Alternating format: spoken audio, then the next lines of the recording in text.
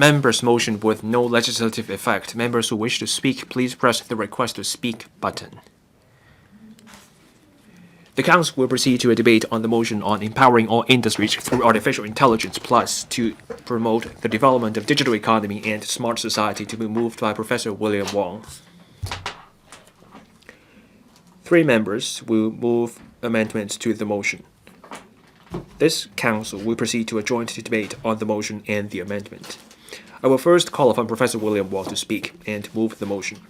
Then I will call upon Dr. Johnny NG, Mr. Wun-kit, and Ms. Elizabeth QUAT to speak in sequence, but they may not move the amendments at this stage. The joint debate now begins. I now call upon Professor William Wong to speak and move the motion. Professor William Wong. Thank you, President. I move that the motion as printed on the agenda be passed. Artificial intelligence is reshaping the world at breakneck speed and at unprecedented depths. The National 15th Five-Year Plan proposes the AI Plus initiative. The focus is on an integrated approach to AI, something that touches on people's well-being, culture, society, and the economy. The government work report from the 2 sessions also proposes a new paradigm. Last year, the State Council published its opinion on AI+. By 2027, AI Plus should be deeply integrated with other aspects. By 2030, the smart economy should be a key driver of growth for our country. These plans point to the way forward for the 15th Five-Year Plan. That's also a clear blueprint for our effort to come up with our own 5-year plan. AI Plus will help society with the wholesale transformation. The gist of my motion is for the government to come up with a proactive AI Plus X policy. Back in 2024, I put forward a recommendation on AI Plus. I called for a holistic strategy on AI Plus to empower different aspects of the community. In recent years, the government also paid attention to AI Plus. The budget proposed a committee on AI Plus and industry development strategy that will involve top-level design for the deep integration between technology and industry. AI Plus X can be any area. AI can empower more than just industries. R&D, education, people's well-being, public governance, all these areas can benefit and they can feature AI Plus. AI Plus is more than just about productivity. Industry knowledge, procedure, and management can come together and go hand in hand with AI Plus. With more precise and better informed processes, there can be new ways of doing things and new paradigms. And this can help industries upgrade themselves and transform themselves. Driving AI can involve thought to be given to 4 areas, such as tools and our mindset. First, we think about how we can achieve greater efficiency with AI as tools, and then we apply AI technologies to re-engineering work process. That will lead to greater efficiency in organizations. At the institutional level, we have to look at the interaction between AI and people. First, delineation of responsibility, ethics, operational procedure, so that we can come up with a sustainable approach to human-AI collaboration.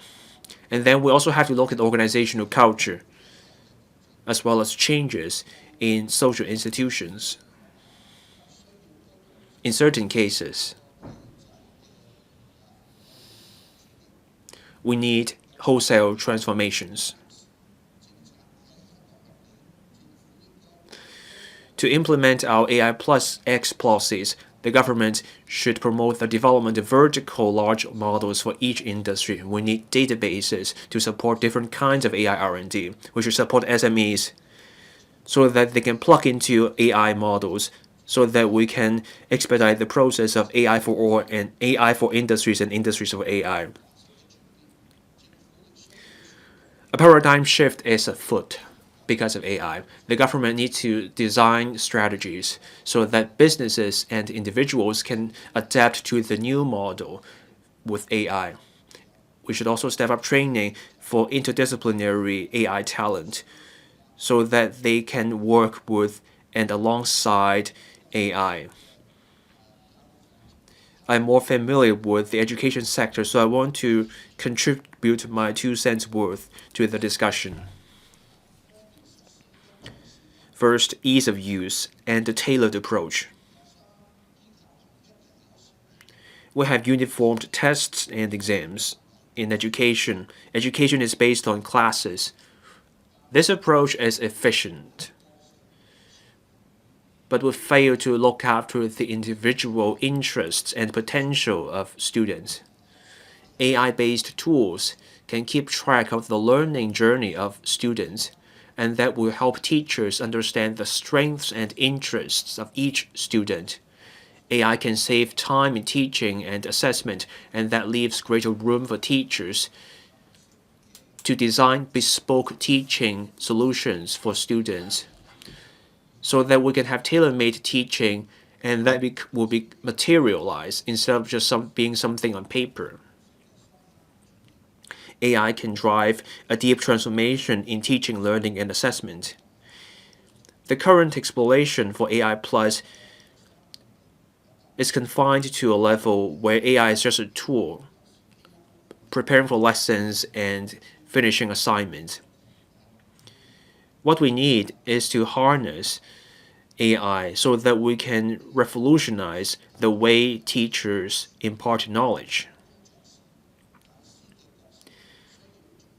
Because of AI, teachers need to reinvent themselves. They're not just passing on information. They design and guide a learning model and guide students through the process. And they have to train students in problem solving and other more advanced aspects. Learning should not be just a one-way and passive process. Students should leverage AI to explore subject areas they take an interest in, and AI can offer individualized learning. The data from AI-based learning can provide instant feedback to achieve better outcomes for learning. Assessment will also see a transformation. Instead of just exams, there will be assessment on a continuous basis throughout the journey. AI can help us diagnose problems, forecast trends, and also provide feedback to teachers, students, and parents, and that will fuse learning and assessment. That will also integrate teaching, learning, and assessment. AI plus education in the future.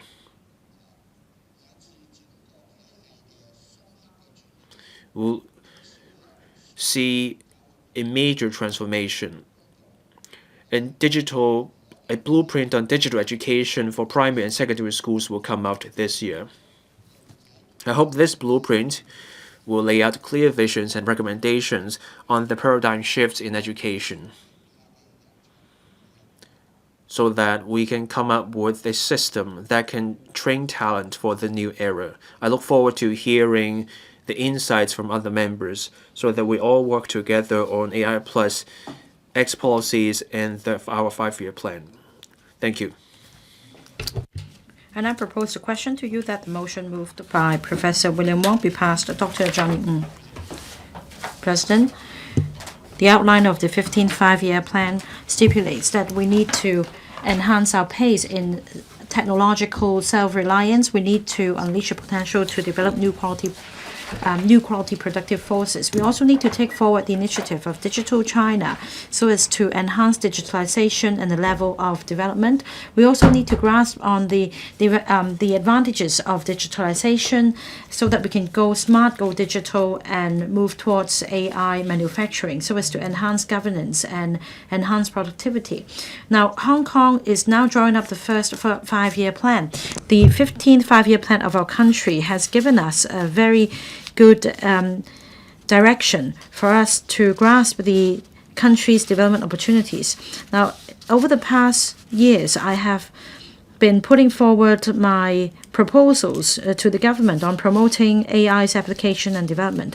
And many of my suggestions have been taken on board. I'm happy to see in last year's policy address, for example, that the government will has announced to set up the AI advocacy enhancement team, and that this year there is another highlight in the budget to promote AI Plus as well as Finance Plus and their interactions. This is heading in the right direction. This will help us jump on the speed wagon of AI development. Now, in order to stand out from the crowd in the global community, we must be the leader. And that means we need to be the demonstration zone when it comes to the application of innovation technology and as well as institutional innovation. Now we need to draw up a framework to promote AI in different areas and trades, and this is an imminent task. I have 5 suggestions. First, we need to study the formulation of policies so as to promote re-engineering and unleash the potential of industries. AI can help with not only engineering. We need to upgrade the whole production line and value chain, and we can make better use of AI in terms of financial services, for example. We can make use of AI to manage risk and monitor the loopholes.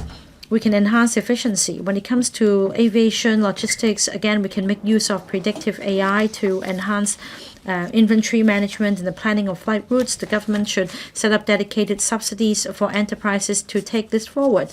We can collaborate with different sectors so as to build vertical large models to create machines that can suit the needs of the local legal services, financial services, healthcare, education, so on and so forth, so that a data sharing platform can be built and promote data the flow among different sectors. The third suggestion is to enhance the resources for R&D and also collaboration with industries on AI application. We need to enhance training to groom AI-oriented talents so as to build a new layout. We should work with different institutions and set up cross-disciplinary subjects to promote AI's integration into traditional subjects such as engineering, medicine, and law, so on and so forth, so as to groom in-service practitioners to use AI as well. The fourth suggestion is to enhance overall AI literacy in the community. That means public education, seminars in the community to help members of the public grasp AI. And we also need to draw up AI ethical guidelines to ensure fair usage and accountability. In fact, last year, I submitted a proposal to Chief Executive. I proposed setting up an AI ethics committee comprising scholars and experts and sector representatives so that a cross-sectoral institution can be set up to draw up guidelines in this regard. The fifth suggestion is to enhance AI related legislation, such as deepening the governance and also cater for matters such as security and applicability.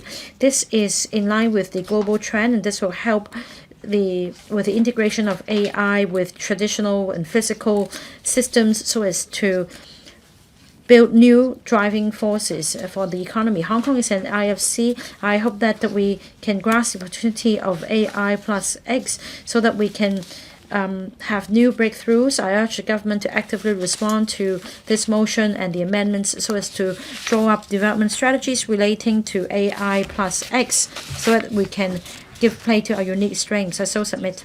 Mr. Wun-kit, I thank Professor William Wong for this visionary motion. AI empowers different trades and industries. It is also the driving force for smart city and digital economy. I fully agree with what Professor Wong said in terms of AI in education. Now, I think that he is right on track. He taps the pulse of the current days and times. And in fact, our country's 15th five-year plan stipulates that we need to combine AI with technological innovation and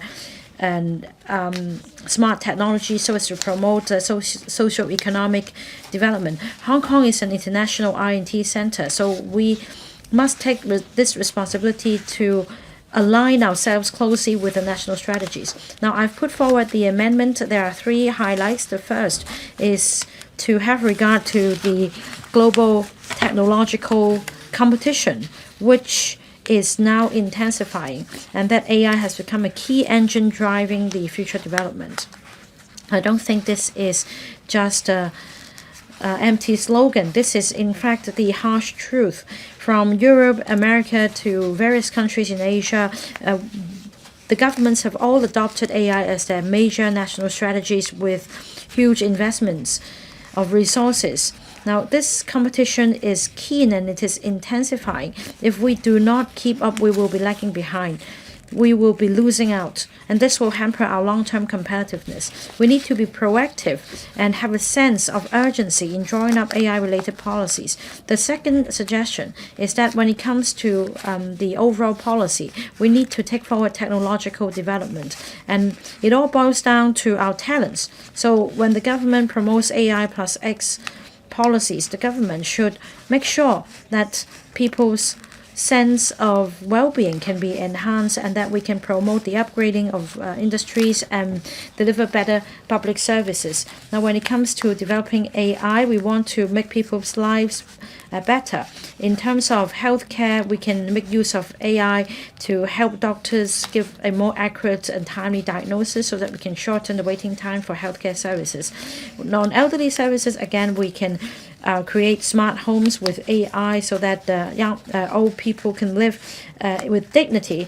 In terms of upgrading and transformation of industries, AI can boost various industries such as financial services, logistics, tourism, and manufacturing.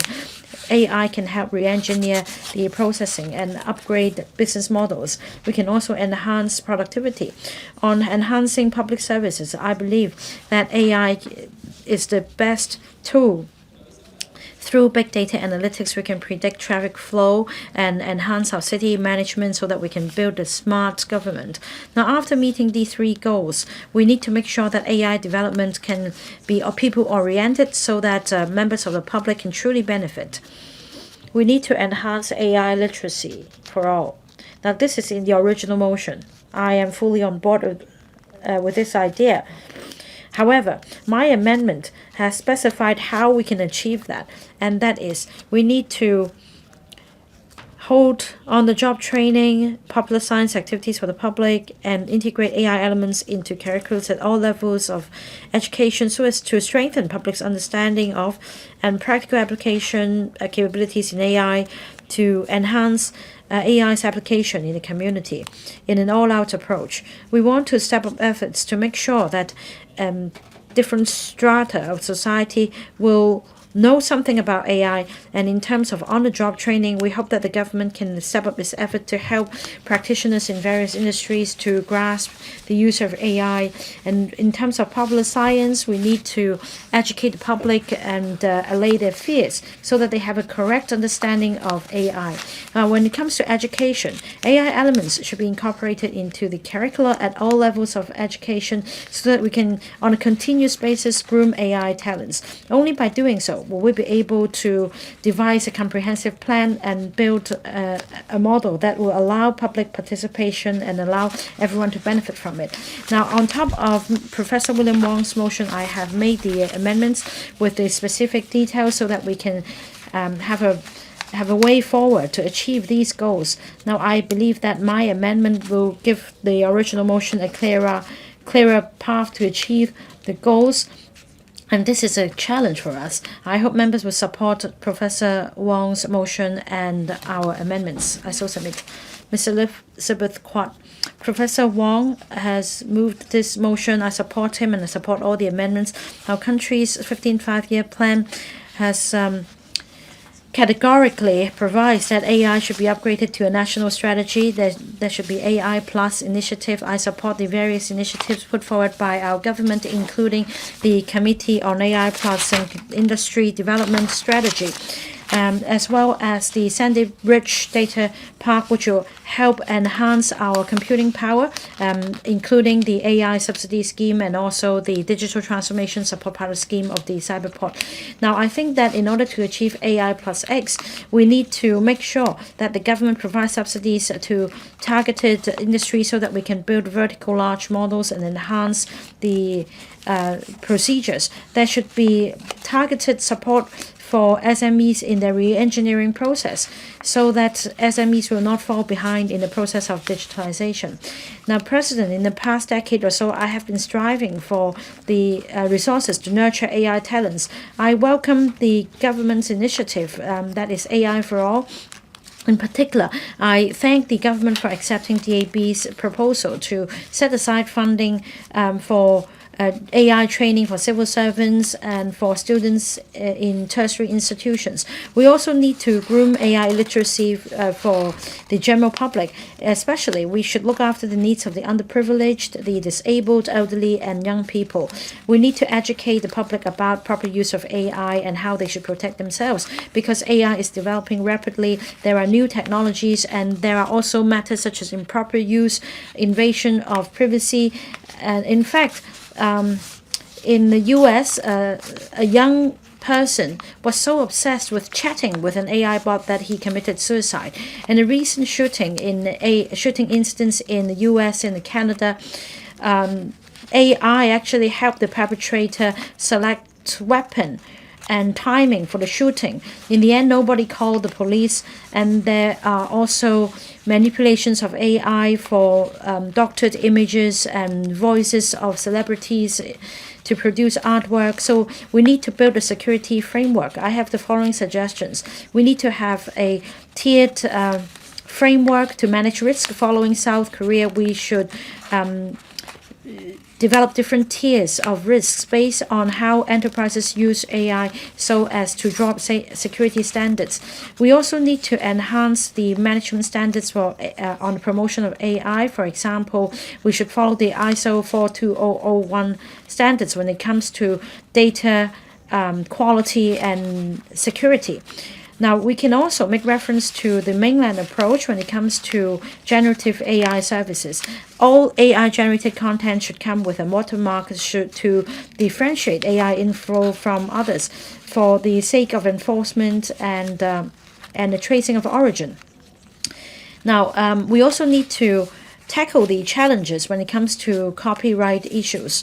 Now, there are three major challenges. It's easy to copy, it's difficult to trace the creator, and it's difficult to prove the ownership of your IP rights. Now, the biggest problem is that when it comes to traditional physical books, we have the ISBN system, but for digital artwork, there is no reliable ID system. Usually, the records tracing the origin are not complete. Art galleries, buyers, not even courts can immediately identify the authenticity of the copyrighted works and their origins and their the trading records.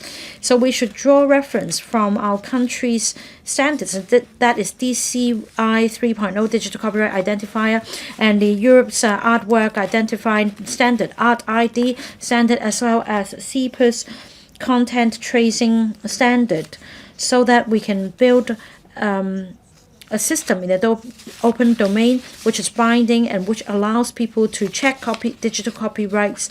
And together with blockchain and CEPA standards, we can enhance credibility, transparency, so that we can protect the artists, the authors, and this can also help facilitate Hong Kong's development into an international art tech trading hub. I understand that a team in Hong Kong UST has developed an ID registration platform for AI-generated artwork, and through collaborating with artists, we can register the relevant works on the blockchain. I so submit. I hope members will support my amendment. Secretary for Innovation, Technology and Industry. Deputy President, first of all, I thank Professor William Wong for moving the motion on empowering all industries through artificial intelligence plus to promote the development of digital economy and smart society. I also thank Dr. Johnny Ng, Mr. Wun-kit and Ms. Elizabeth QUAT for their amendments, which allows us a chance to exchange our views. AI is the core driving force behind the next generation technology, bringing about profound and extensive transformation to global technological, industrial, economical, and societal landscapes. Following the directions set out in the I&T development blueprint with a focus on strengthening infrastructure and promoting the application-oriented approach, the government will actively build up the local AI ecosystem for enhancing governance, R&D capability, computing power, data, talents, and financing. We will ensure synergy along the industry chain and ensure the robust development of AI in Hong Kong. Last year's policy address has stated that Hong Kong must pursue AI plus development and achieve the two-way integration of industries for AI and AI for industries. This year's budget has proposed a number of measures on AI plus development, from top-level design layout, application of technologies, empowerment of industries, and AI for all. This will achieve territory-wide adoption of AI. This year is the opening year of the country's 15th five-year plan. We must seize the strategic opportunity brought about by the country's development and speed up development of digital intelligence and deepen the adoption of AI+. We must strengthen the integration between AI and I&T and gain the edge in AI's industrial application and facilitate AI's empowerment in all sectors. We will attach equal importance to strategies and actions to ensure that AI is adopted by different industries. The two focuses of AI Plus is industries for AI and AI for industries. They are equally important. Besides speeding up empowerment of industries by AI, we also have to strengthen the integrated development of core AI development elements. We will steer Hong Kong's AI Plus development under the framework of AI and industries. Deputy President, I will listen carefully to members' views and I will give a consolidated response to Professor Wong's motion, the three amendments, and also other members' views. Thank you. Ms. Maggie Chan. Mr. Deputy, I support Professor William Wong's motion and all amendments. I want to discuss AI plus law. I hope that technology can empower our legal development to consolidate Hong Kong's role as a legal and dispute resolution services center. I welcome the Department of Justice's embracing of technology. We're looking for deep integration between law and technology so that technology and legal services go hand in hand, and then Hong Kong becomes a smart legal services hub. My suggestions are as follows. We should support the legal sector in adopting technology. With the government's promotion, the legal sector welcomes the use of AI. But high costs are deterring small and medium law firms. In 2022, there was a law tech fund. This sector benefited from it. They welcomed it.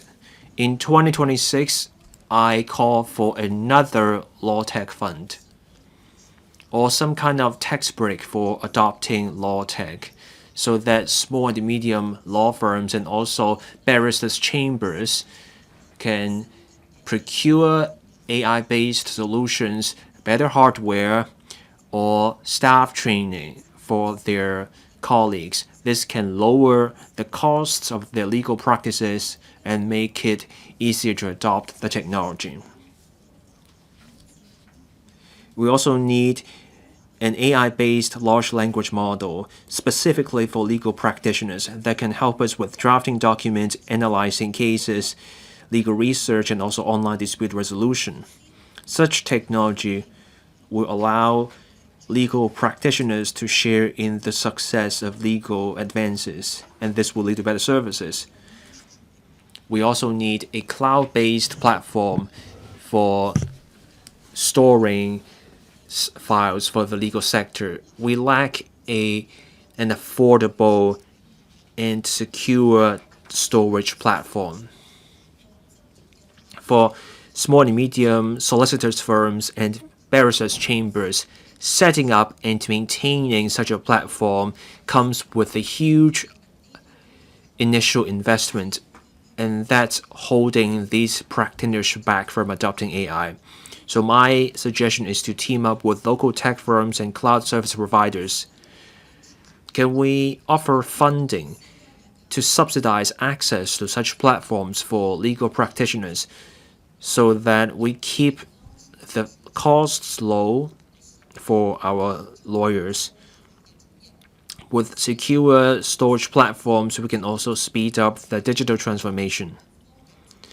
I know the DOJ is preparing for the second Law Tech Fair. Let's hold more forums on legal technology.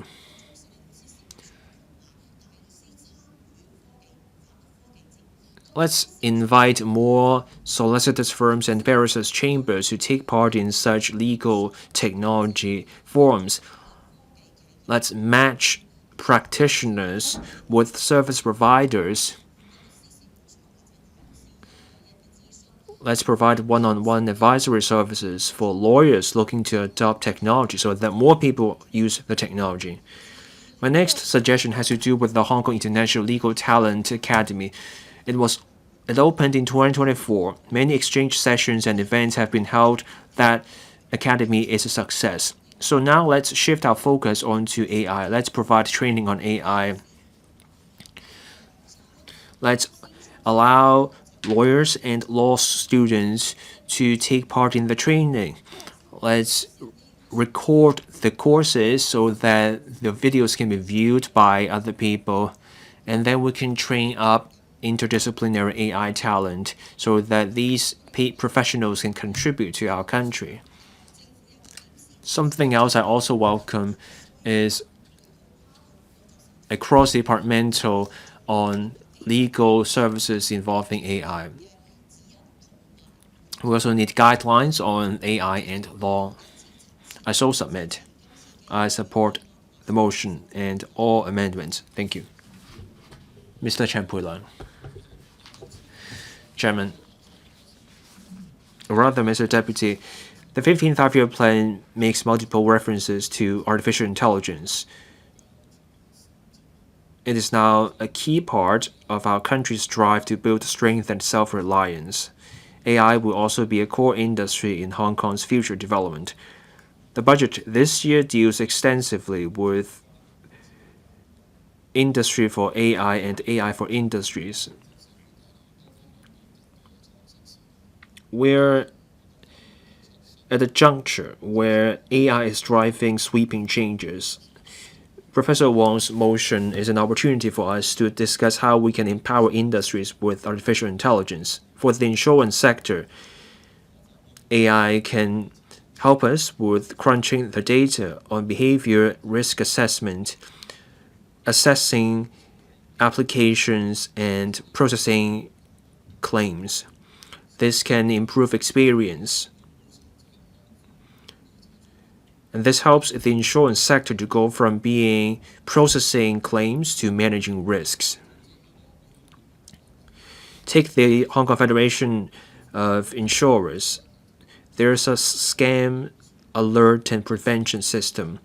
AI-based systems crunch the data on claims and identify suspected fraud cases, and that insurers are alerted. And for the recent crash for cash cases, the AI-based system spotted the suspicious claims and identified the suspicious people, and then the police arrested those criminals. Recently, the police also detected a case indicated a scam syndicate involving travel accident insurance claims. There are 160 or so recognized insurers in Hong Kong. This fraud detection system was launched in 2018. Only 39 countries or so are on the platform. That's on the low side. Such detection systems have worked in the UK and Singapore, but the launch of this system is struggling in Hong Kong. This is because it needs full data to work effectively. But regulatory changes in recent years have prompted insurers to update to their systems rather than AI application. For the 160 plus insurers in Hong Kong, most of them are small and medium insurers who work with limited resources.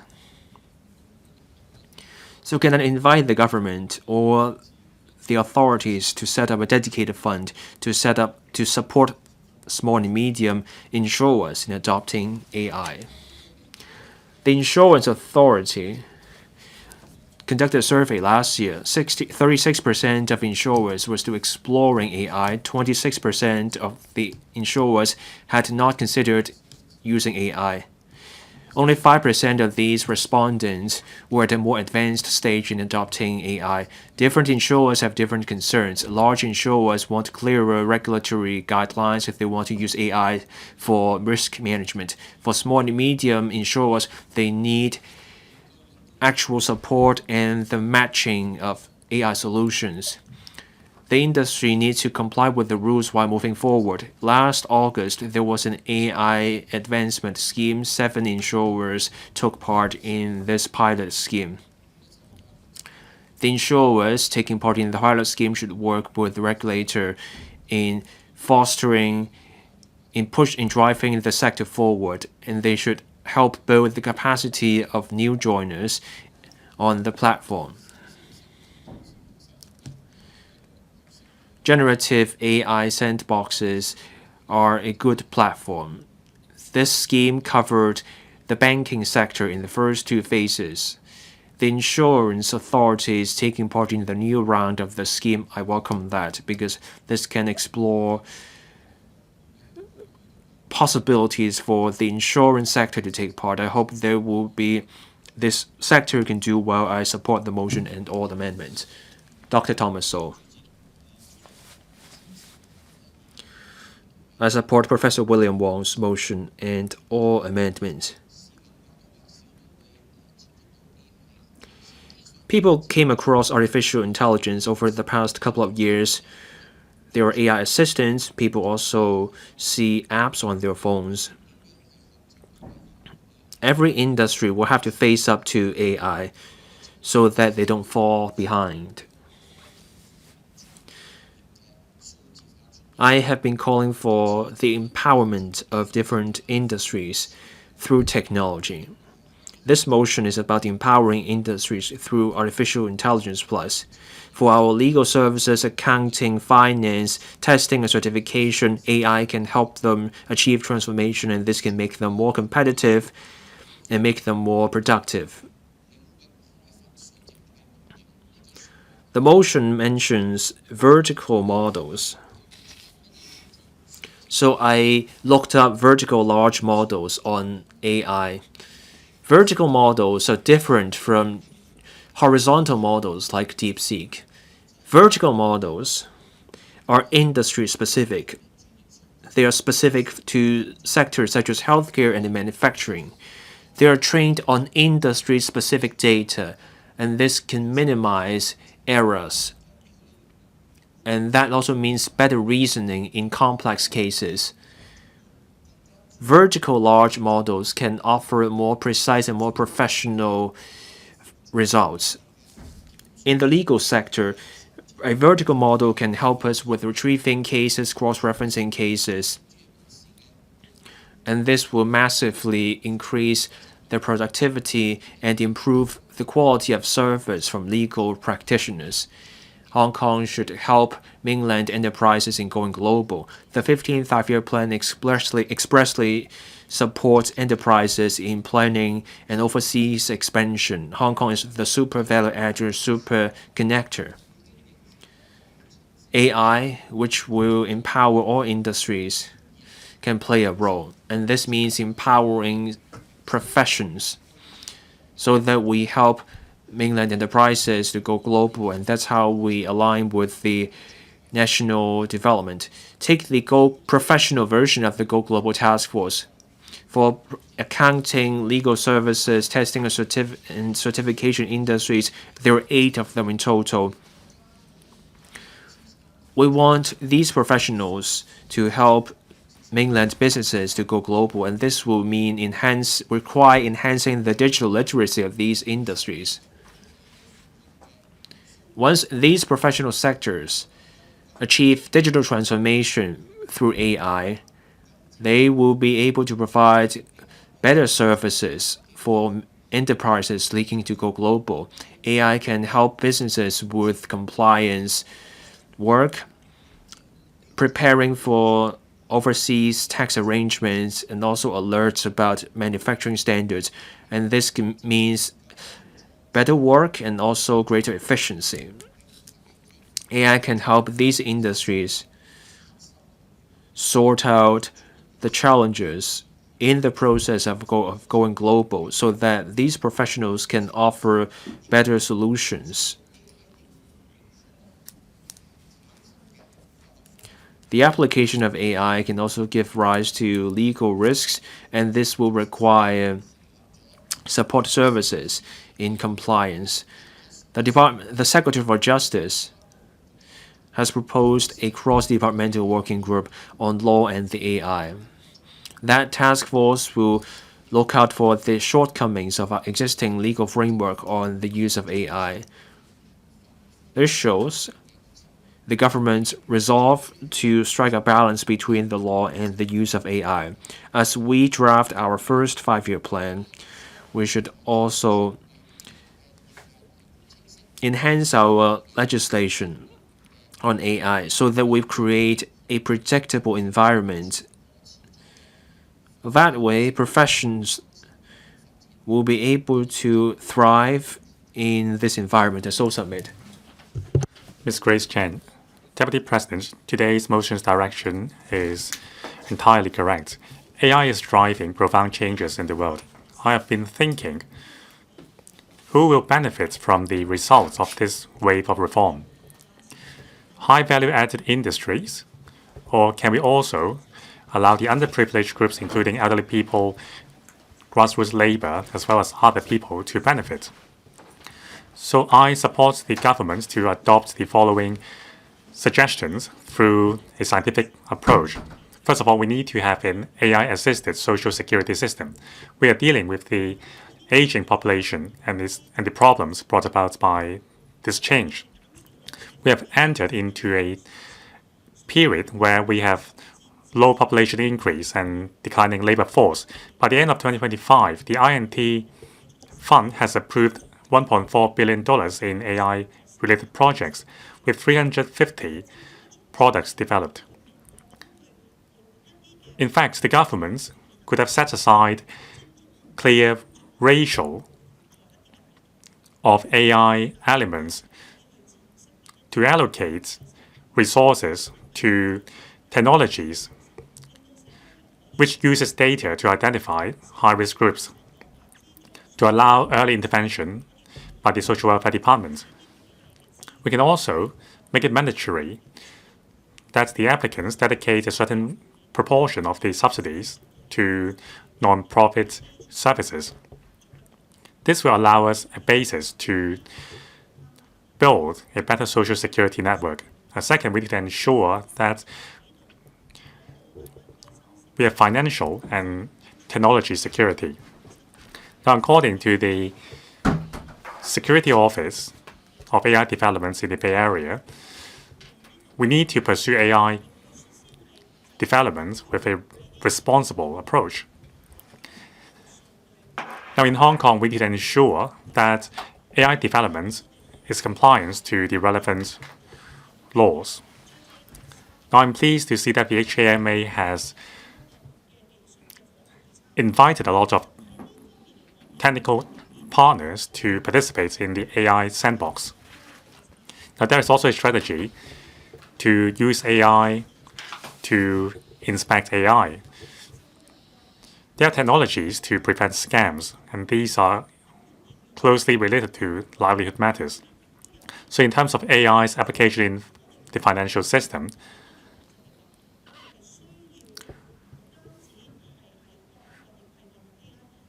not only do we need to apply AI in industries, but on top of that, we have to ensure that the benefits are shared by all. We should not strangle innovation, but also we need to protect people's private property. Thirdly, we need to introduce long-term funding to support AI's development as a strategy. Now, there's the $10 billion INT industry-oriented fund with 5 focuses. I will not go into details of that, but my point is, since we have reached a consensus on developing AI and INT in 5 areas,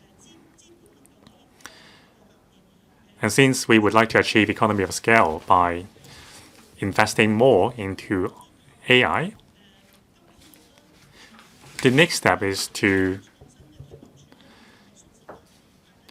leverage HAMA, SFC, Invest Hong Kong, and also the SFC to establish a fund to promote the use of AI. We should also introduce family offices to invest in our computing powers to enhance our technological autonomy.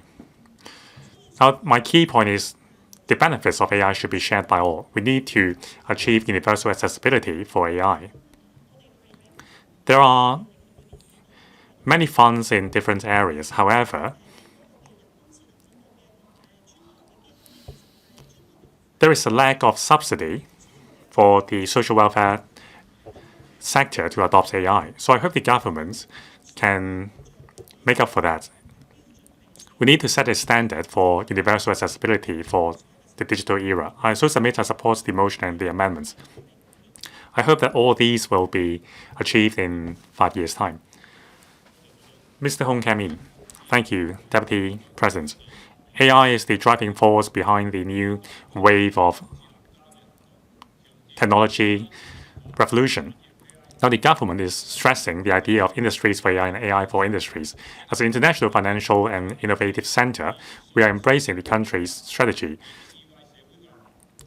to harness the power of smart technology and drive high-quality developments in Hong Kong.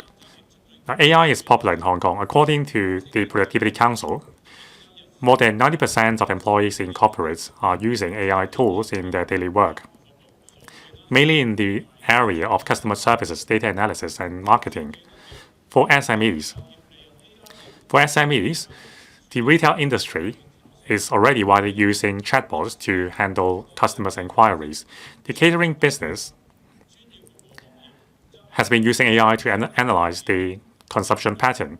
Now, for professional industries, AI is used to generate professional documents. Now, for small brands, they can use AI to expand into overseas e-commerce markets. Now, AI is not just merely an advanced tool. It is also the nexus of productivity growth. It will create brand new room for developments for SMEs. It is a crucial tool for competition in the future. Now, in this year's budget, the government has allocated more resources to support the technological transformation of industries. There's also the AI Training for All initiative. There are also infrastructure to allow for AI adoption. However, for SMEs, there are many hurdles, for example, legal risk as well as steep initial cost.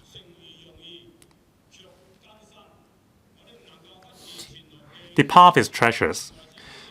We have to face the challenges along the path head-on. So I have several suggestions. First, we need to step up training and upgrading our employees. We need to equip our employees to adopt technologies. Now, the government should enhance the scope of BUD as well as the digital transformation program to support SME employees to take courses in relation to AI as well as digital marketing. There should also be platforms providing micro-credentials to reduce the friction of transformation. Second, systematic integration and data sharing. Now, one cannot go far alone. The government should work with the cyberports as well as universities and Chamber of Commerce to organize AI experience sharing sessions and forums. There should also be an online database to share successful use cases. This will help SMEs overcome technological barriers and engage in collaboration across the sector. Three, we need to lower the initial costs as well as legal risks. Now, concerning the steep initial investment to use AI as well as the risk in terms of personal data privacy and liabilities, the government should formulate a set of AI usage guidelines to set out the liabilities as well as the requirements for transparency of algorithms so as to provide a transparent legal framework to reduce the risk. And we need to seize this strategic opportunity of AI+. We must embrace the spirit of innovation and support SMEs to upgrade themselves and gain an edge in the new wave of technological revolution and inject strong impetus into our economy. Thank you. I so submit I support the motion and the amendments. Mr. Albert Chung. Thank you, Deputy President. I speak in support of Professor William Wong's motion and all the amendments. In this year's 15th Five-Year Plan, the country has stated that the AI Plus initiative must be advanced across the board. The 5-year plan has provided strong support for Hong Kong's 8-center status, and Hong Kong is now formulating its own 5-year plan. Now, the chief executive mentioned that AI Plus is the core driver behind our economic growth. We can foresee that AI will be important in Hong Kong's 5-year plan. To Hong Kong, AI Plus is the key to overcome the bottleneck of scarce land resource and lack of talent. Now, to set a policy which allows AI Plus to empower industries, there are several important points. First of all, we need to develop computing powers. That's the bedrock of the AI industry. It decides the speed as well as the efficiency of AI in terms of logistic power. Without computing prowess, we cannot develop AI. Now, in terms of computing power, we have achieved 5,000 petaflops. However, given the surging demand in all industries, we have to continue to enhance the computing capability. In formulating the 5-year plan, we need to make plans for more large-scale data parks like Sandy Ridge to support the demand for computing power. Now, one should note that data parks and computing centers require a lot of power to run. At the same time, the government should ensure the connectivity of the grid network between Hong Kong and the mainland so that there is stable power supply for our infrastructure. Now, SME accounts for 98% of our corporations. There are more than 360,000 of them, and they are the bedrock of our economy. If AI Plus objective is to empower all industries, then we have to think, how can we support SMEs to engage in AI transformation? In this year's budget, there is additional measures under BUD Fund to support the adoption of AI by SMEs. Now, on that, I suggest launching a dedicated AI support scheme targeting SMEs. For example, in 2026, The Singaporean government launched the NAIP, the National AI Empowerment Program. The target is to help 10,000 corporations to adopt AI by 2029. Now, for SMEs, there is productivity solution grant for SMEs to introduce AI tools. I think we can learn from this model and further enhance them. Third, in terms of talent training, in any technological race, it is essentially a race between talents. Now, we have a huge demand for AI talents, and the education system must respond appropriately. There are two directions. First, AI core curriculums, and second, AI plus curriculum.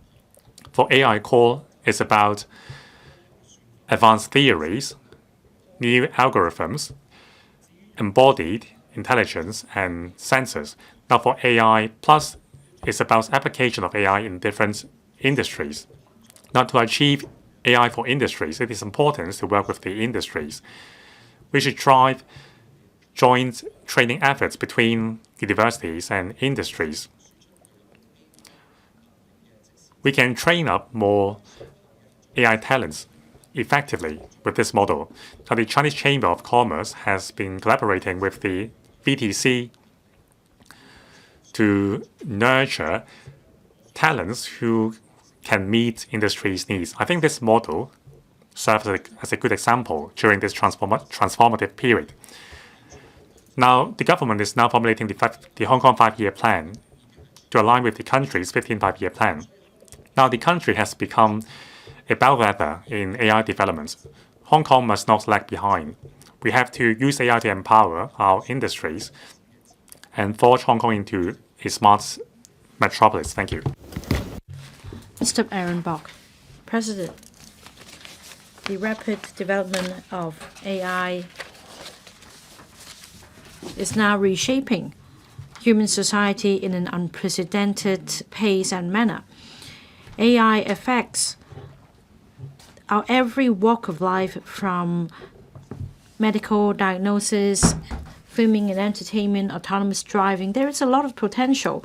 There are also increasing risks in terms of abuse, invasion of personal privacy, and data leaks. Now, we do not have a complete ethical framework on the use of AI, nor do we have dedicated legislation or industrial standards. There may be irreversible risks if we allow this lawless state to continue. There is a need to set up a visionary framework to promote AI development in a safe and ethical manner, so that we put people first whilst we unleash potential, so that we safeguard human civilization and respect privacy whilst promoting social development. I'm concerned about the controversy surrounding generative AI. Apart from deepfake and pornographic materials generated, false information, as well as doctored pictures and videos, there are also other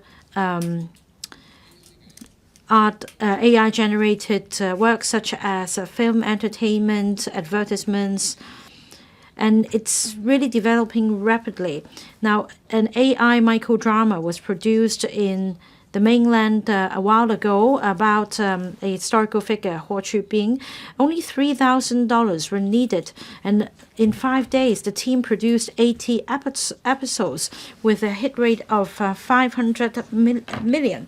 It's such a low-cost, high-return investment. Of course, it's good news for investors, but for those in the film production business, is nothing but harm.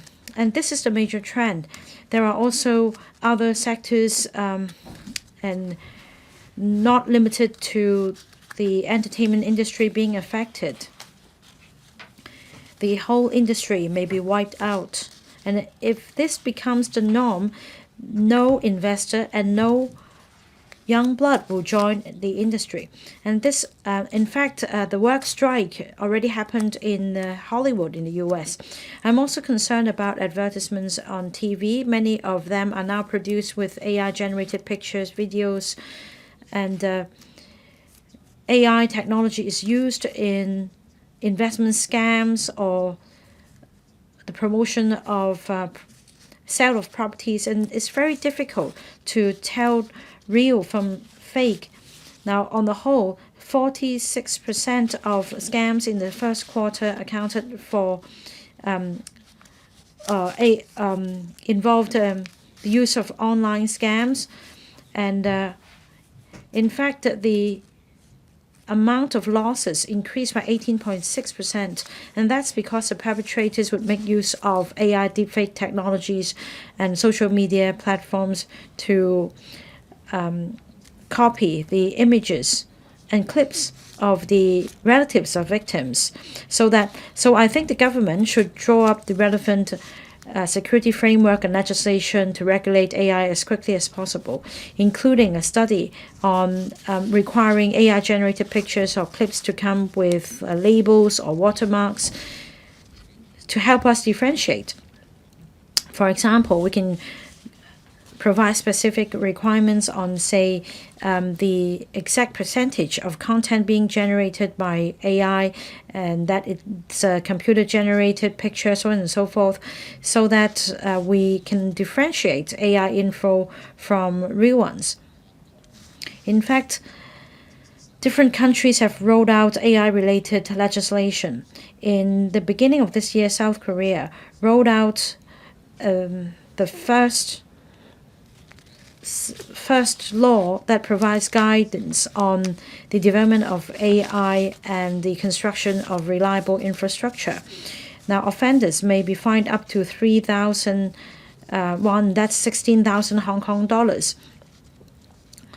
We need to regulate AI and generative AI information to stop misinformation from happening and stop that from harming our system. At the same time, we can provide protection for genuine artists. There should be a clear legal framework to stop scammers from using AI to practice scamming or to disseminate rumors. Your time is up, Ms. Jody QUAT. President, the 15th Five-Year Plan's outline stipulates fully implementing the AI Plus initiative, strengthening the integration of AI with technological innovation, improving people's livelihood, social governance, cultural construction. AI is now developing in an unprecedented pace around the world. It is now reshaping the economy and our society. Now, we must, as an international city, be proactive in drawing up policies relating to AI plus X so as to promote the use of AI across different industries and fields. This is not only crucial to the development of digital economy, but also to the new quality protective forces. I have 4 points to make, including using AI to enhance industrial safety, promoting development, responding to the actual needs of society, and ensuring sustainability of tech investments. First, on industrial and construction safety, there is a lot of room for AI to be adopted to enhance safety.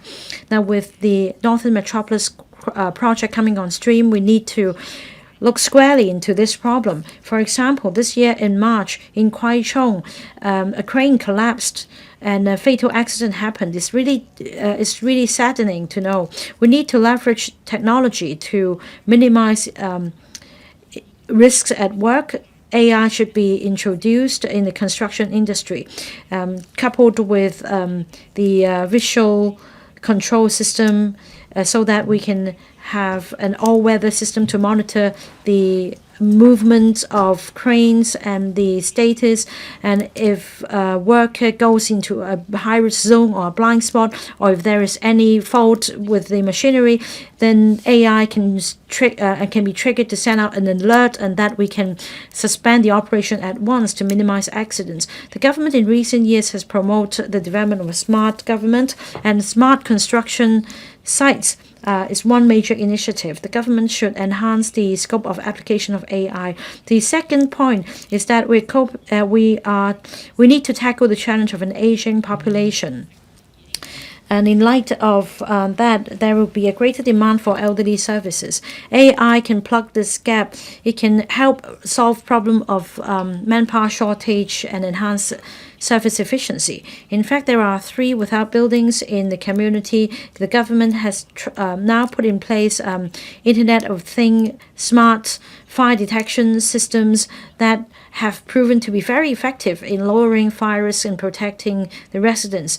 At the same time, the government can make better use of AI to analyze the local demographics and footfall, so that under the barrier-free or the universal accessibility program, we can have a more scientific way of assessing what is needed, so that we can prioritize projects and put in resources in a more precise manner. As mentioned in one of the amendments, the ultimate goal is to enhance people's sense of well-being and to enhance the delivery of public services. The third suggestion is to enhance governance with AI. Through smart systems, the government will be in a better position to gauge how the cities should be managed. And this can help enhance decision-making process and government's efficiency. So when it comes to traffic management, public order, or urban planning, as long as we adopt AI, we can be more visionary and we can draw up more precise policies. Finally, I think in order to be sustainable, we need to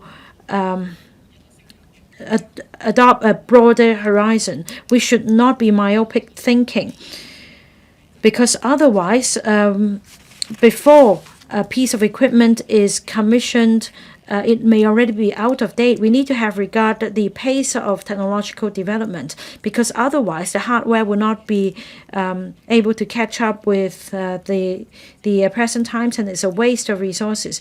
The Hong Kong Police Force earlier rolled out the CCTV program called Smart View program, and this is something we can study in greater detail. In fact, in the contract, it clearly stipulates that the contractor will be required to provide a 10-year maintenance and upgrading period, so that the system will remain sustainable. So for various government departments, I suggest they do the same, so that they plan ahead for the hardware configuration and software upgrading to make sure we can maximize the investment of resources. AI is crucial to not only technological development, but our competitiveness in the future. Your time is up. Mr. Chen Sil-hung. Thank you, President. I speak in support of Professor Wong's motion on empowering all industries through AI Plus to promote the development of digital economy and smart society, as well as the amendments moved by 3 members. The outline of the 15th five-year plan stipulates fully implementing the AI Plus initiative, strengthening the integration of AI with technological innovation, industrial development, cultural construction, social governance, as well as enhancing productivity. This is the strategic layout of our country, and this is how our country can enhance productivity. Now, Hong Kong is the gateway, I&T gateway for our country to achieve the goal of internationalization, and it's also critical that we take the lead.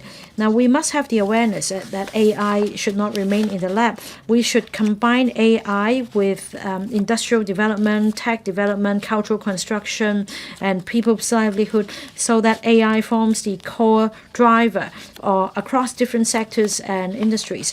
The original motion urges the government to draw up proactively AI plus X policies to promote deep integration, so as to take forward production, processing, re-engineering, and more resources for AI-related subsidies. I'm fully on board with all of these. Now, at the same time, we need to make sure that there won't be duplication of resources because of all these R&D subsidy programs. If the government strives to provide subsidies in an even manner without a macro top-level design, then the problem of duplication may occur. The government should consider the manpower needs and the relevant changes brought about by the use of AI in different industries, so as to draw up suitable manpower support policies to provide training and protect jobs. The government should also have regard to the possible industrial transformation, so as to draw up a development direction for using AI in that particular industry. When it comes to AI plus X, we can use construction industry as an example. The construction industry now faces some daunting challenges, including an aging labor force, high construction costs, low efficiency, etc. With the use of AI, including vertical large models developed for construction industry, BIM, and other digital technologies, we can achieve the goal of fully automated quality control at the prefab materials production stage. However, for AI, we must make sure that it can be applied correctly. For example, we can have a CCTV system that is AI generated that can help identify risks at construction sites. Alerts can be sent to enhance site safety. Fully automated robots can help share out work, and this can plug the manpower gap and enhance efficiency so that we can be a demonstration industry that is high-tech and AI-powered. The original motion also promotes AI literacy for all. Now, at the moment, of course, many AI models comes with a fee. Now, for better off students, they are able to afford the fees. But grassroots students will not be able to do the same, and this will widen the disparity. The government should make reference to the neighboring places. In fact, in the libraries, they have licenses for AI machines, and that members of the public, with the use of their library cards, will be able to use AI so as to ensure that AI can be accessed by all. In terms of training of talents, now the government should make sure that the training institutions will work with different industrial organizations and groups so that the relevant skills can be drawn up to make sure that the skills acquired can meet the needs of the industries and that we can truly give value to the workforce in Hong Kong. Now, under the leadership of the 15th Five-Year Plan, we need to draw proactive policies so that we can create synergy and that AI can become a driving force to enhance our new quality productive forces and enhance our competitiveness. I so submit. Mr. Ken Wong. Mr. Deputy, I support Professor William Wong's motion. Artificial intelligence is reshaping industries and economies across the globe. The National 15th Five-Year Plan proposes the AI Plus initiative. Hong Kong is drafting its own 5-year plan. We must actively align with our country's strategy. AI Plus must be part of our top-level design to empower industries with AI. We must pursue the integration of education, talent, and technology.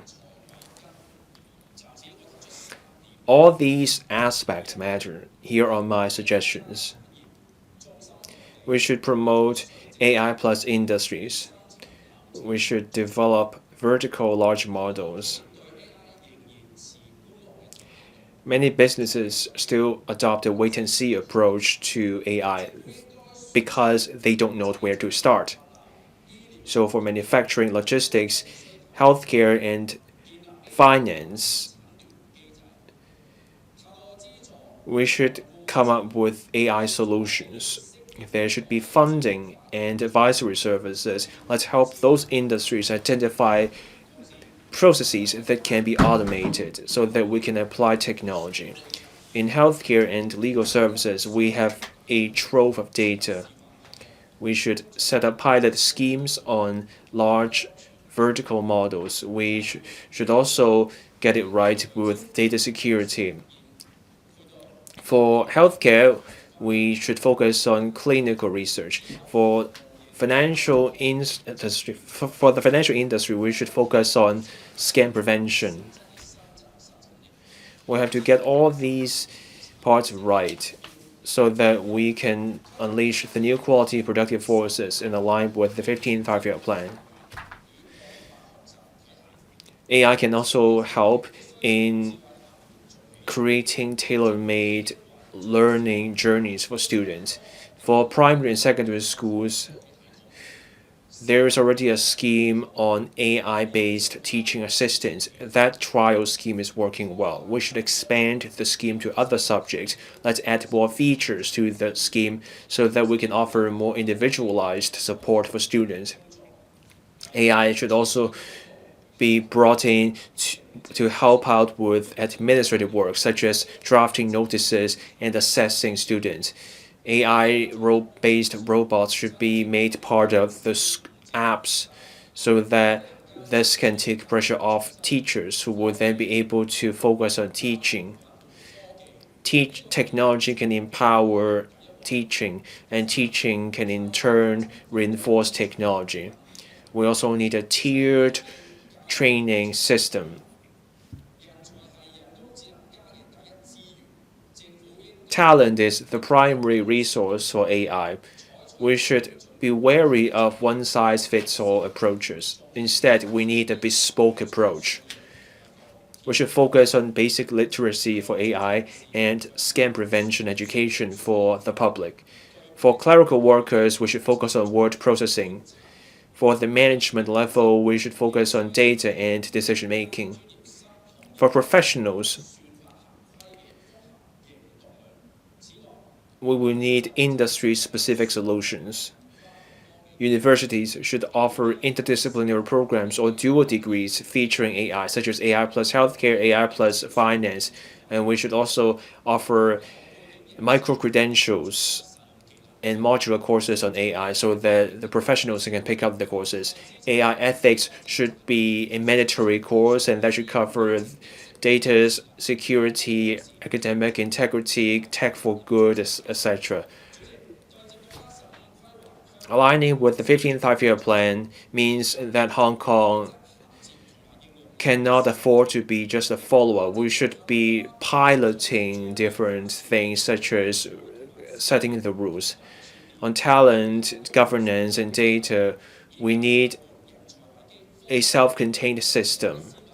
Bringing together education, technology, and talent, we need AI literacy for all so that we can come out on top in this global AI race so that we can contribute to the development of new quality productive forces. I so submit. Thank you.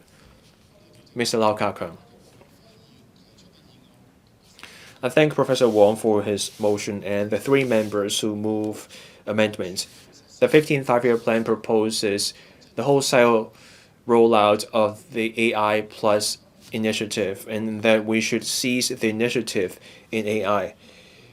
And this year, the policy address proposes not just literacy of AI, but also a good command of AI.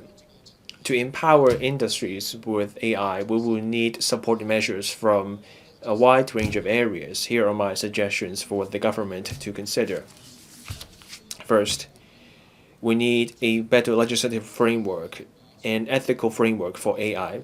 AI is a double-edged sword. AI brings us convenience, and more than that, there are also ethical risks. In recent years, we have seen a number of cases involving deepfake. Those fraud cases point to a major risk of the use of AI in fraud. Back in 2021, the PCPD issued a relevant ethical framework. There was also a policy statement from the FSTB. The Department of Justice also announced the establishment of a cross-departmental task force on law and AI. I hope that the DOJ can move faster with the work with the task force so that we can come up with the legal framework, and that we also hope that the PCPD can enhance the existing framework and public education so that the public becomes more alert to AI-enabled fraud. We should also make greater use of AI in raising government efficiency. The AI efficacy enhancement team has been set up to coordinate the use of AI. $100 million has been earmarked to introduce market solutions powered by AI. There is exploration of the use of AI in areas such as AI traffic management. This shows the government's resolve. As part of the special meetings of the Finance Committee, the government said that in 2026, there will be 100 government services that will be powered by AI. By the end of 2027, those services will increase so that we will have 200 such services. We should prioritize initiatives involving people's well-being, such as public rental housing and the licensing application. That way, we show people the efficiency gains.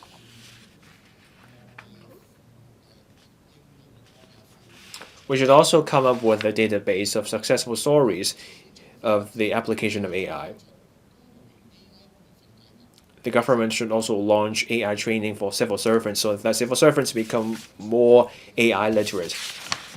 My next suggestion has to do with AI literacy for all. AI brings new opportunities for the job market and the public, and that means we will have to raise public awareness of AI. The ITIB launched an AI literacy series as a public education initiative. There's $50 million for schools, so we should organize AI training. And let's also make use of the $2 billion under the Quality Education Fund. Let's step up STEM education and let's provide training for teachers. The Employees Retraining Board will be rebranded as Upskills Hong Kong. I hope there will be AI training courses from Upskills Hong Kong so that we can promote AI education and digital inclusion at the community level. That way, the public at large can benefit from the development of technology. I so submit I support the motion and all amendments. Professor Michael Ngai.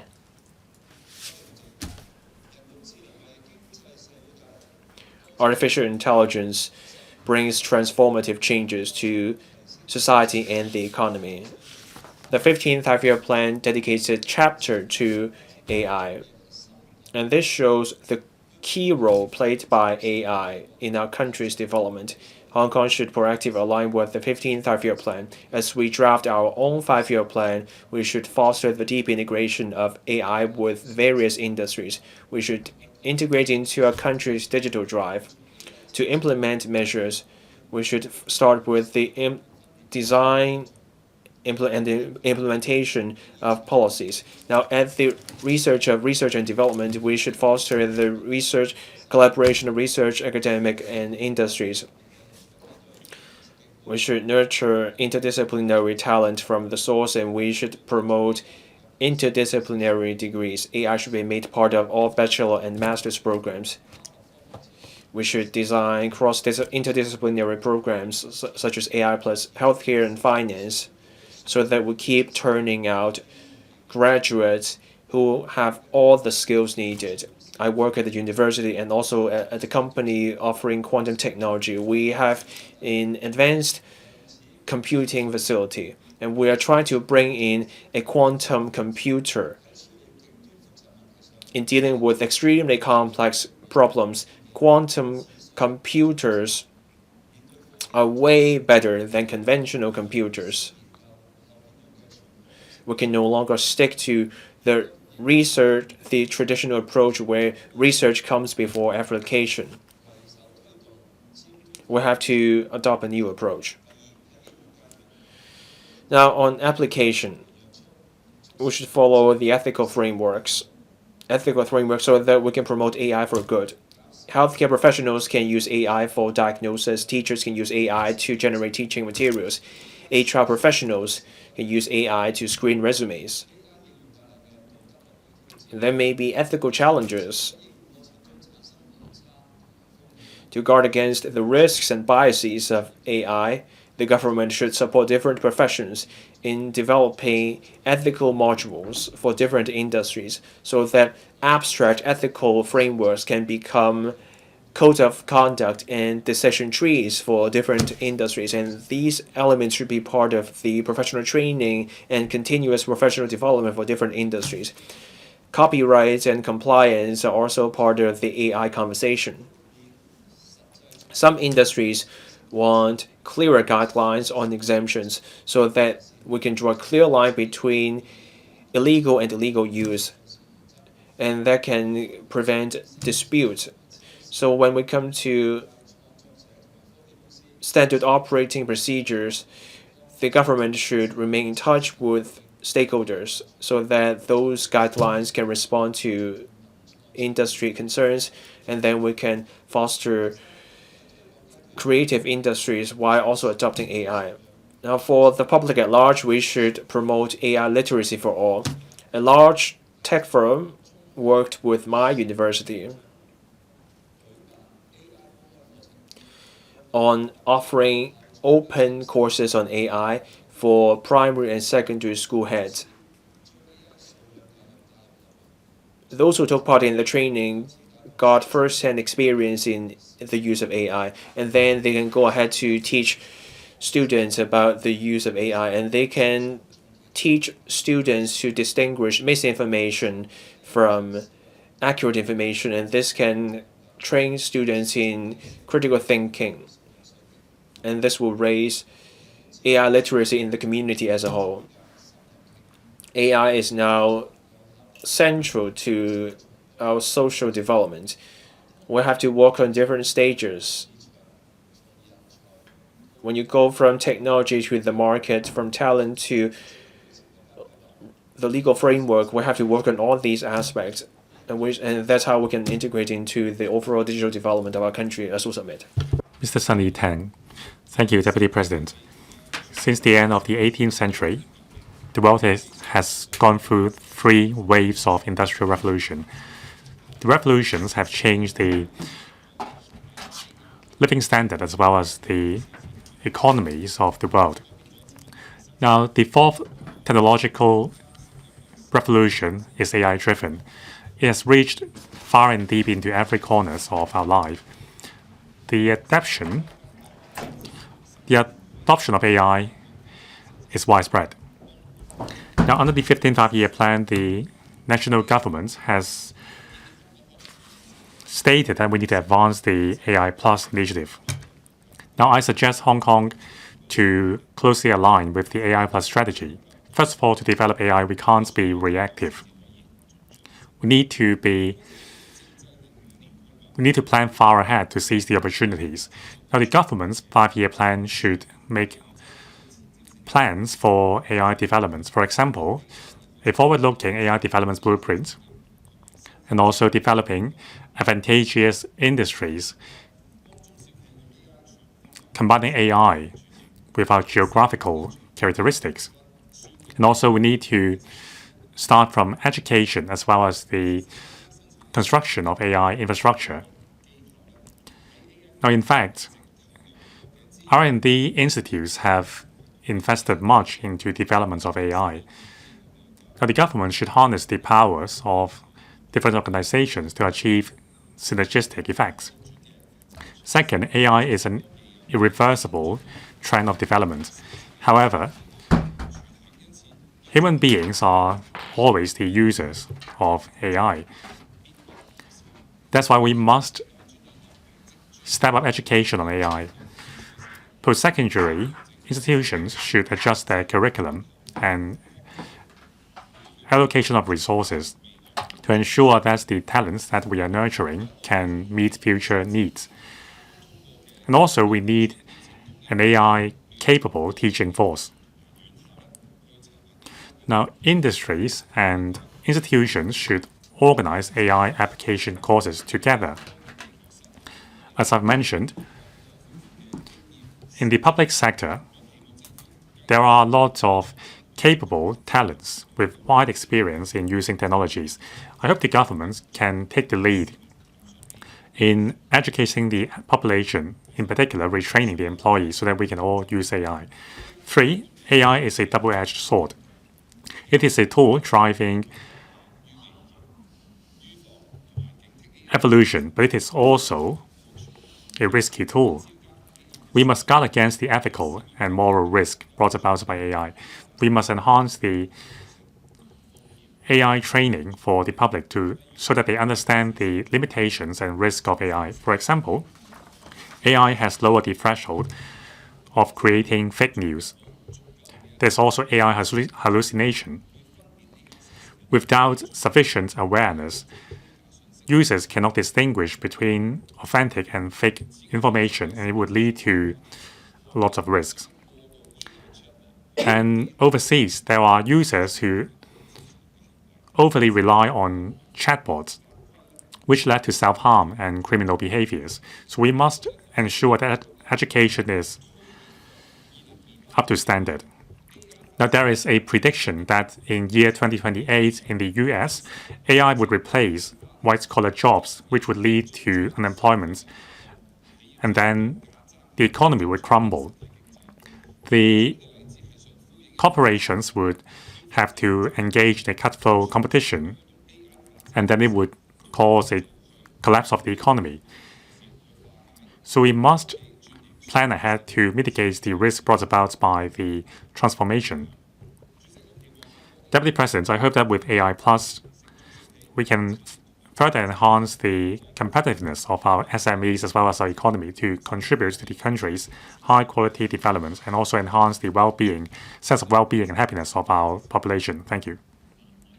Mr. Alex Pan. Professor Alex Pan. Deputy President, I support the motion and all the amendments. The development of AI has entered the second half of the competition, that is application. Now, the country has given us the position as an international innovative center. Now, our unique system gives us a lot of edge in terms of AI development. Now, we can make use of a geographical advantage to develop technology. Now, in terms of talents, on the talents list, AI experts is included on the list. In 2026, the government has reached out to attract the first batch of top AI talents from the world to Hong Kong. Now, the Tech Task Scheme has approved 2,000 applications with AI and data science experts accounting for half. Now, among the 102 leading enterprises attracted by the Oasis, most of them are AI enterprises. Now, Hong Kong ranks the first in terms of international financial competitiveness. These conditions have provided the support for AI developments and attraction of AI talents. However, to achieve full adoption of AI across industries, there's still room for improvements in terms of our policies. Let me take two industries as example. First, the construction industry. Now, the Housing Authority has successfully deployed smart crane on construction sites. Operators can operate the cranes from the ground, greatly lowering the risk. It is a mature technology, but it is not popular. That's because of the culture of the lowest speed of winds, as well as the view that technology is just icing on the cake, but not a necessary investment. The second example is from the HR sector. Now, according to the Commission, the Office of the Commissioner on Personal Data, most employers are now using AI to screen resumes. Now, there may be algorithm discrimination. According to the Equal Opportunities Commission, job applicants can file a complaint if they think that they have been discriminated by AI, but there is no way to enforce the rules. Now, according to 2025 compliance check, only 28% of corporations have set out AI safety rules. Now, it would affect the public confidence in the industries.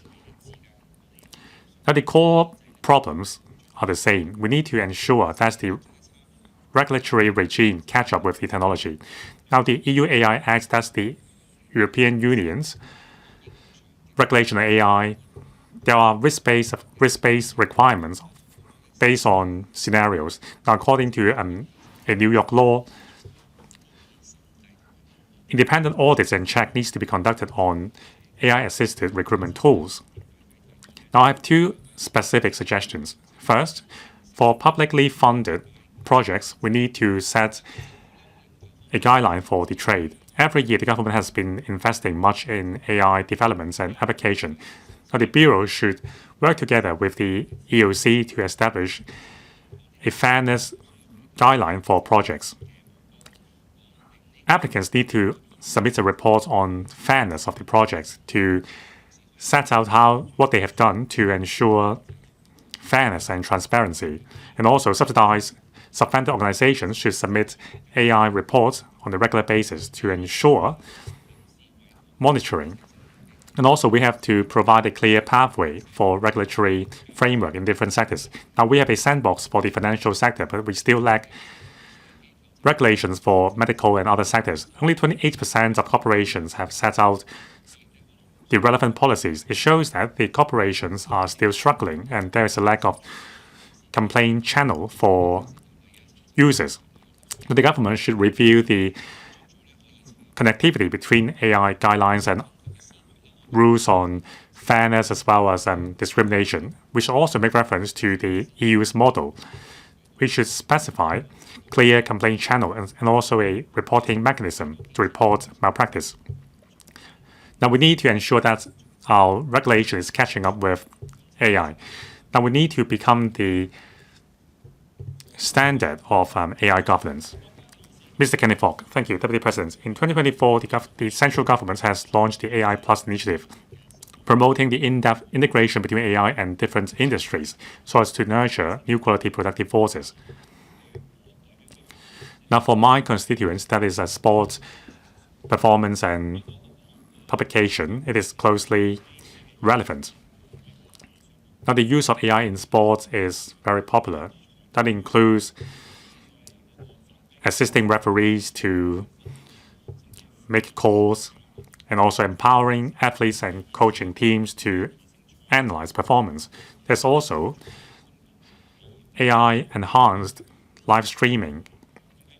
AI also enhanced viewing experience. Now, in the Western world, AI application in sports is very popular. Now, 5 years ago, the government has allocated $300 million to the Jockey Club to sponsor AI in sports. So far, $180 million has been approved to sponsor 17 projects. Now, can the government give us an update on the projects? And what about the remaining $120 million? How will they be used? Can we further expand the use of AI in the sports industry? Now, 5-year plan is the buzzword now. In 5 years' time, how can we combine technology with sports? I hope the government can work with my sector to establish an AI plus sports 5-year plan so that we can extend the adoption of AI from the Hong Kong Sports Academy to frontline athletes, coaches, and even sports lovers. Under the 5-year plan, advancing the development of a sports powerhouse, it mentioned that the country would popularize exercise in community. Or in Hong Kong, I think we can do better in terms of popularizing sports in community, and I think AI can help. Now, at 4 outdoor leisure venues, the LCSD has installed smart exercise equipment which can be connected to mobile phones to send health data to our phones. Now, many people in Hong Kong engage in sports like running, hiking, and yoga.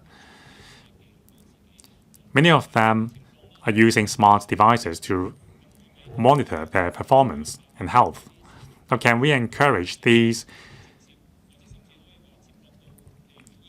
amateur athletes to share their health data with the government? Can they be connected with the e-health to form a database for formulation of health policy? Now, if FCSD is not capable of doing that, can the government collaborate with the private market to do that? Now, about performance and the cultural sector, the development of AI has caused seismic change to the industry. Now, on the bright side, AI can reduce the production costs of different forms of arts, promoting the spread of cultural works, and also turn the country's cultural products into international IP and enhance the country's impact on the international cultural landscape. But we can do more. Now, I'm the chairman of the Arts Development Council. So I have been urging the government to explore how we can make use of AI to support cultural practitioners and artists. But that requires funding from the government. I hope the government can allocate more resources to public organizations and public bodies to use AI and sponsor more arts groups to create a more robust art scene. On the other hand, AI also deals a shock to the industry. There's infringements behaviors like AI-generated images. Now, Taylor Swift has just registered her voice and face as a trademark. So the entire trade is exploring ways to protect their private property or intellectual property. So I think Hong Kong's laws are not very up to date. We need to conduct study on legal protection for artworks so as to protect our industry. Thank you. Ms. Carmen Kan. Deputy President, I thank Professor Wong for his motion. In 2022, I moved the motion on enacting legislation on digital economy and e-governance. My motion was carried. In 2024, the Digital Policy Office was enacted, replacing the GCIO, and under the leadership of the Secretary for Innovation, Technology and Industry, we enter a new chapter in terms of smart city digital government. While we must actively dovetail with the country's development layout and in the outline of the 15th five-year plan, there is a dedicated chapter. That's chapter 4. That is, we should take forward the Digital China Initiative and enhance digitalization. Now, this is the main theme for Hong Kong when it comes to the 15th five-year plan. I have 3 points to make today. The Cyberport's AI supercomputing center's utilization rate has reached 80%, and starting from 2029, when the Sandy Ridge Data Park is commissioned, by 2032, about 18 million petaflops of computing power will be provided. That's 36 times the current level, or 50% of our country, and that's doing quite well. But in the rapid development of AI, we need to aim higher so that we don't miss this opportunity. Now, cost of electricity is crucial to enhancing our competitiveness in terms of computing power. We must collaborate with the mainland so as to lower the cost. The PUE for Cyberport is 1.6, and that's 1.25 comparing to our country. There's a gap. In order to, we need to enhance the energy efficiency. At the same time, we should lower the cost of power generation to ensure that our computing power remains competitive. Now, we also need AI-oriented talents. The Financial Secretary chairs the Committee on AI Plus and Industrial Development Strategy. And of course, there will be discussions on computing power. Now, the 15th five-year plan also refers to empowerment through a digital technology. This is what I have been asking the government to do. Last year, the AI efficacy enhancement team was set up, and a pilot has been rolled out, and it will be extended to other government departments. Now, we need to encourage more government departments to chip in. For example, the commercial data interchange was established a few years ago, and we are now still pushing more government departments to join. We need to be more proactive, and we also need to make technological breakthroughs. I hope that more can be done by the subvented R&D organizations so that we can have R&D outcomes that can benefit all. The third suggestion is to draw up an AI responsible framework. This is of utmost importance. When AI goes wrong, President, who should be held accountable? Now, there are different degrees studies on the AI-empowered governance around the world. For example, in the EU, there is an AI-related act. It's now been delayed, and the US places more emphasis on market-driven model. Whereas our country, we adopt a more vertical model when it comes to AI management. Our country, during the 2 sessions, have put forward a proposal to enact legislation on the promotion of AI. Now, coming back to Hong Kong, we have guidelines promulgated by different parties, such as the Privacy Commissioner and other organizations, but they are not binding. They are more akin to ethical guidelines. We need to strike a balance. In fact, in March, the Secretary for Justice has set up a cross-departmental group to review the wider adoption of AI and relevant legal issues. Now, this is one way out for us. We practice the common law under one country, 2 systems. So we go by the case laws, and we also have statutes. In quite a passive manner, we rely on the development of case laws in a common law system. And whichever way we go for, we must not shun the problem. We need to find a way to hold hold the party accountable if AI goes wrong.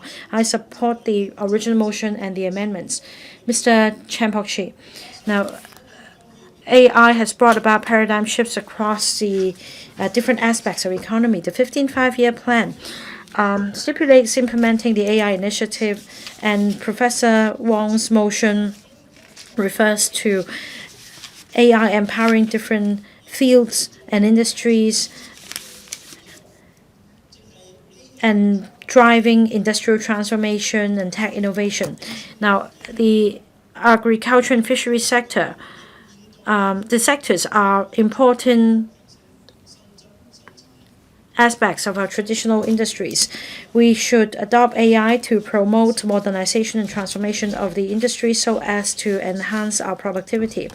Now, we have an aging workforce, and we also have high cost, so it's difficult to tackle these challenges and promote high quality productive forces. We need to integrate AI into the agricultural and fisheries operations so as to revamp the mode of operation of the industries. Now, take agriculture as an example. We are going through some major changes through technological transformation. We are going smart. For example, we have sensors, we have the underwater robots and video cameras, deep sea cages to monitor water quality and the movement of fish culture, their conditions, possible diseases, through smart inspections and patrol, so to speak, we can enhance the efficiency and survival rate of the fish fries.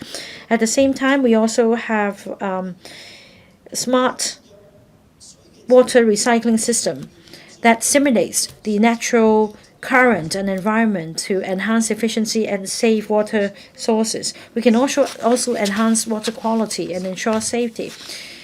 Now, we also make use of big data and AI algorithms, and together with data coming from satellite sensors and meteorological information, we can predict precisely water current so as to promote science-backed development and promote sustainable development of the fisheries industry. This is exactly what the 15th Five-Year Plan is about. This is how we inject new growth points for traditional industries. In fact, the AFCD earlier signed the memorandums of understanding with local universities. And this marks a major step towards our industry going digital and undergoing transformation. Riding on this, I hope the government will go further. More assistance should be provided to the industry to introduce other smart technologies suitable for Hong Kong. We can adopt the QUAT model so as to further enhance the quality and quantity of our fisheries produce and enhance our international competitiveness. In order to integrate into our country's development plan and the process of high level of opening up, we need to make use of AI so that through AI we can enhance the processing of fisheries products, the cold chain logistics, and blockchain technology, so that we can monitor the whole process and enhance the competitiveness and quality of our local produce. We can even tap the Greater Bay Area and overseas market. With AI technology, we can monitor the marine ecosystem and promote low carbon development of the fisheries industry so as to achieve win-win. Now, the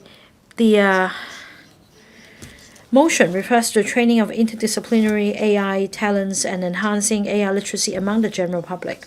This is even more crucial for the fisheries industry. Now, the government should provide dedicated training to the practitioners in our industry. They should be taught the operation of smart equipment, data analytics, and other AI-related knowledge so as to enhance their literacy, so that fishermen can actively embrace digital transformation. AI can bring vibrancy and revitalize the traditional fisheries industry. It also helps Hong Kong align with the country's AI Plus initiative and develop digital economy. I hope that the government will incorporate the fisheries industry in the overall planning for the AI Plus so that we can support the industry as well. Professor Priscilla Leung, I speak in support of William Wong's original motion and all the amendments. The 15th five-year plan has been promulgated, and the phrase artificial intelligence has been mentioned 52 times. And Hong Kong must actively align with the country's national 15th five-year plan and draw up our own five-year plan. So this is a timely motion. I support the motion. Now the budget this year refers to AI for industries, industry for AI, and that for the first time there are initiatives relating to AI training for all and AI training for different industries. AI will also be incorporated in the curricula of all levels of education. Now, I fully subscribe to all these views, but when it comes to using AI as a tool of teaching, will we be able to differentiate what AI being means and what human being means? Will they mix them up? Will we be able to coexist with AI and live happily ever after? In 2023, President Xi Jinping puts forward a proposal on enhancing global AI governance. In 2024, I attended a Head of Institutions Global Summit, and we signed a charter, and that we must include the ethical aspects in AI education. In 2025, 61 countries signed an AI declaration in Paris, mostly about drawing up standards when it comes to governance. And unfortunately, the UK and the US did not sign this statement. So AI is now the major trend, and as an international city, Hong Kong must follow suit because otherwise we will fall behind. However, I am concerned about ethics, as mentioned in Dr. Johnny Ng's amendment. Another major point is about jobs. As we're drawing up the five-year plan, we must ask ourselves, are we ready? AI is now developing to the extent that many junior jobs are being replaced. In fact, even for basic legal services, our friends are talking about using AI instead of human staff. And are we ready?